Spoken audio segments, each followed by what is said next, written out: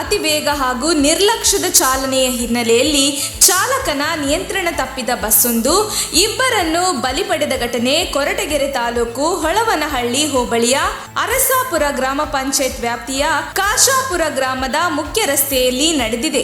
ಚಿಕ್ಕಬಳ್ಳಾಪುರದಿಂದ ಗೌರಿಬಿದನೂರು ಮಧುಗಿರಿ ಶಿರಾ ಮಾರ್ಗವಾಗಿ ತಿರುಪತಿಗೆ ತೆರಳುತ್ತಿದ್ದ ಸರ್ಕಾರಿ ಬಸ್ ಕೊರಟಗೆರೆ ತಾಲೂಕಿನ ಕಾಶಾಪುರ ತಿರುವಿನಲ್ಲಿ ಚಾಲಕನ ನಿಯಂತ್ರಣ ತಪ್ಪಿ ಬೇವಿನ ಮರಕ್ಕೆ ಡಿಕ್ಕಿ ಹೊಡೆದಿದೆ.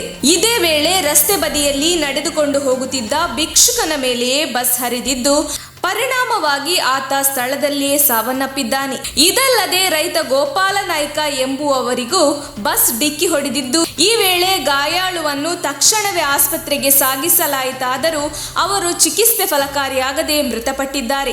ಅಪಘಾತದ ವೇಳೆ ಬಸ್ಸಿನಲ್ಲಿ 10 ಮಂದಿ ಪ್ರಯಾಣಿಕರು ಇದ್ದರು ಎನ್ನಲಾಗಿದೆ. ಈ ಪೈಕಿ ನಿರ್ವಾಹಕ ಸೇರಿದಂತೆ 8 ಮಂದಿ ಪ್ರಯಾಣಿಕರಿಗೆ ಗಾಯವಾಗಿದೆ. ಅಪಘಾತದ ತೀವ್ರತೆಗೆ ಬಸ್ಸು ನಜ್ಜುಗುಜ್ಜಾಗಿದ್ದು, ಬಸ್ಸಿನ ನಿರ್ವಾಹಕನ ಕಾಲು ಬಸ್ಸಿನಲ್ಲಿಯೇ ಸಿಲುಕಿಕೊಂಡಿದ್ದು, ಸಾರ್ವಜನಿಕರು ನಿರ್ವಾಹಕನನ್ನು ರಕ್ಷಿಸಿ ಆಸ್ಪತ್ರೆಗೆ ಸಾಗಿಸಿದ್ದಾರೆ.